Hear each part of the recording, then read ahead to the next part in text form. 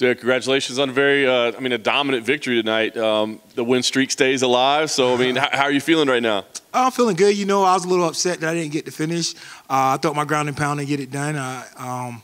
He was pretty crafty on bottom, you know, holding my wrists, holding my hands and stuff like that. So we got the win. On to the next.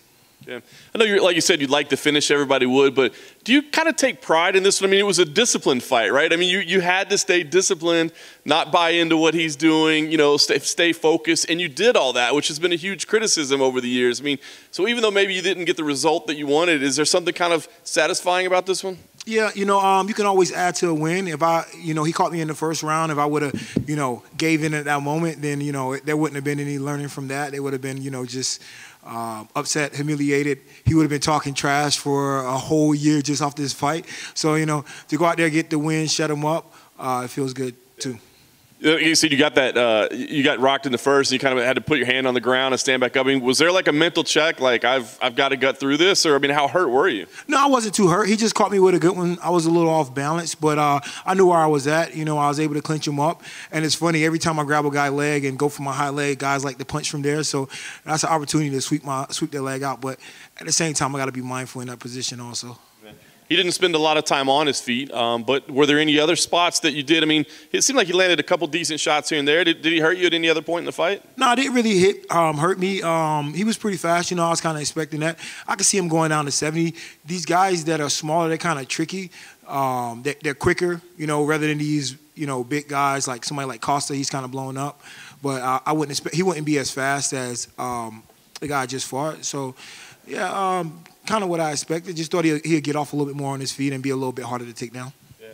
Clearly, you had to not engage in his trash talk and just his entertainment talk. I mean, it was like, can't we talk now or whatever. I mean, was there any point at all that he said something that did like kind of make you laugh on the inside, or that kind of entertained you, but you're like, you know, keep a straight face? Nah, you know, listen, Hollands, come on, man, you gotta do better than that. That was pretty stupid. You know, work to get out of positions. You know, you're talking the whole time, and you know, funny, I was gonna talk back to him during the fight, but I'm like, this guy's just stupid. He's just standing, he's just laying here talking, not improving position. So I just let him. You know, I didn't want to break his rhythm. Just let him keep doing his thing. You know, so. Yeah. It was kind of wild, you know, in between rounds 1 and 2. I mean, he spent the entire between round talking to Khabib. Could you hear that? And did you see that? And did you take any disrespect by it, that he's busy talking to Khabib? No, you know, that's the thing. Is like, I think he'll learn from this. You know, you got to be a little bit more focused in the fight. He was in shape. I was in shape. So, you know, he want to entertain between rounds, but, you know, the fight game is good to have fun, but you probably should be a little bit more focused in the fight, because I was looking for my moments to really put some good punches on him and get him out of there. Yeah. Are you worried at all that people are going to walk away from this fight only saying, like, Kevin Holland just gave that away and not Brunson came in and won the fight? I don't care. It doesn't matter. He was supposed to come out here and do what he's supposed to be doing.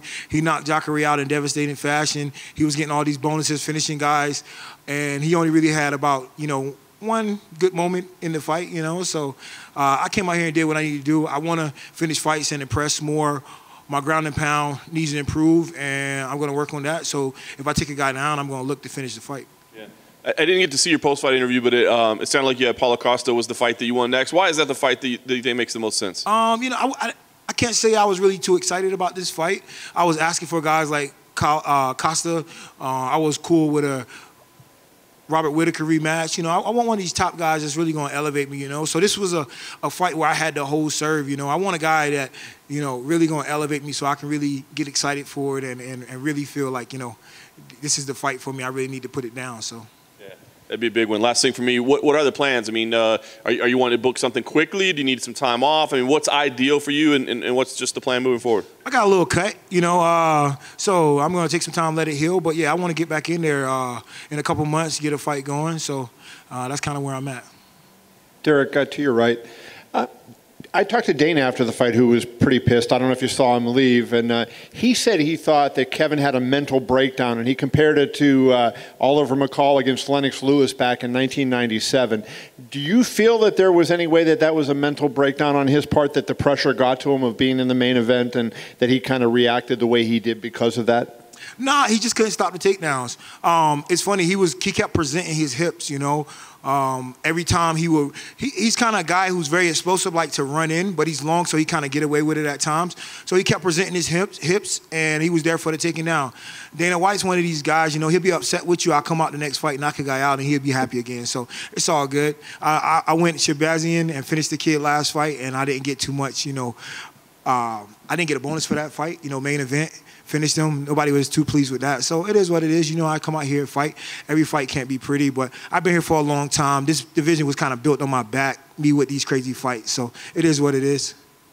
The other thing is, Dana, the comment Dana made, I wanted to get your reaction to. He said that he didn't do you any favors by doing what he did because it kind of took away from you. And do you feel like that whole onslaught that he was doing, kind of put the focus there as opposed to, kind of you getting the chance to get the shine? Hell to the nah. That's what Kevin Hollands do. He talked the whole time. So anybody could change the narrative. It was kind of like whenever I fought Shabazian, this guy's knocking people out. Brad Tavares is a very good fighter, and Shabazian knocked him out pretty good, And every time, when I get in a fight and I go out here and finish, I can finish a guy with the craziest knockout and won't get a bonus, won't get acknowledgement. It's fine. I'm just keep chipping away, and ultimately, I'm going to go out here and get excited about these matches and look to get a finish. I'm going to keep improving. So it is what it is.